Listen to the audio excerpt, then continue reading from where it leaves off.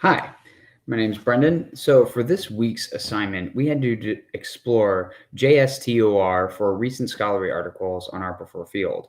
So for my dissertation, I'll be talking about whether or not the United States was built upon the institution of slavery. And so the three articles I selected were that of New England slavery. So the first one is by historian Catherine S. Maingold, who writes that basically the first people to be enslaved by New England, specifically Massachusetts, would be that of the Pequot. And basically, after the Puritans basically worked to exterminate them, she writes that it is estimated as many as 400 to 600 will be massacred in this raid that occurred, and that the fate of the captured was to be enslaved by the victors.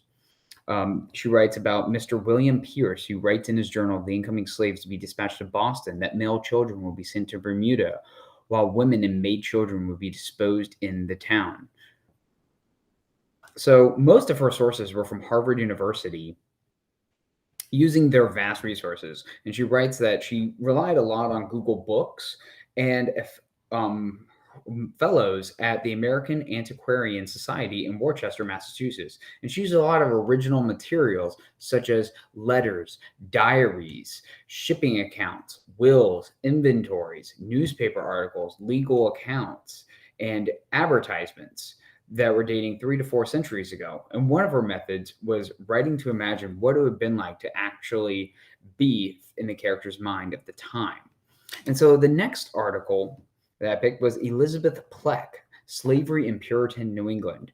And so she writes about Dr. Wendy Ann Warren, who is a real big influence of her, who's an associate professor of history at Princeton University, and who explains that New England merchants refuse fish, horses, and other livestock and lumber there, allowing Caribbean planters to put slave labor to work in growing cash crops such as tobacco, cotton, indigo, sugar, which would become the most wanted product.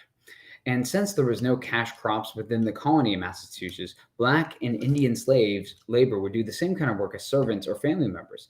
This would lead to the West Indies becoming a dumping ground for Native Americans and that had been captured from war. So she writes about the methodological contribution of Marissa Fuentes, who disposed lives.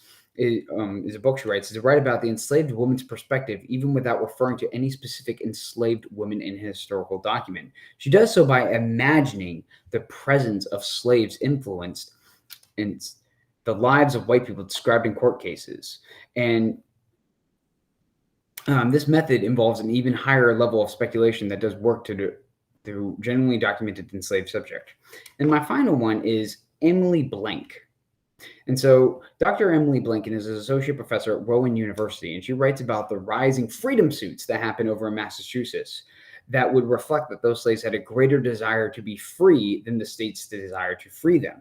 And so in each court case, the plaintiffs would argue that they had been illegitimately enslaved, and they did not argue on the righteousness of slavery, that each was unique in its arguments, as instead of using a single argument such as having free mothers or fathers or were free blacks that had been abducted, she writes that instead they argued on the basis of free and equal within the Massachusetts Constitution, actually.